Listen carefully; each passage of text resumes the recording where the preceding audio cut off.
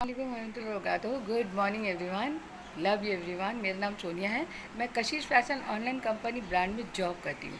Hard work smart work. हमारी company में अल्हम्दुलिल्लाह जितनी तारीफ करो कम है।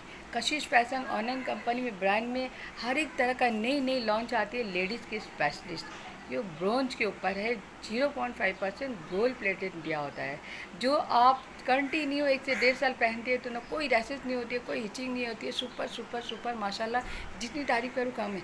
और सबसे बड़ी बात है, आपको 50% डिस्काउंट दे रही है कंपनी की तरफ से। जो ये 300 की आती है तो आपको मिले सिर्फ 150 मिलती है, इसलिए कि 20 घर का प्रमोशन होता है।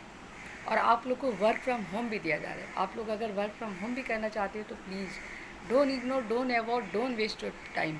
अभी के टाइम में money is time, time is money.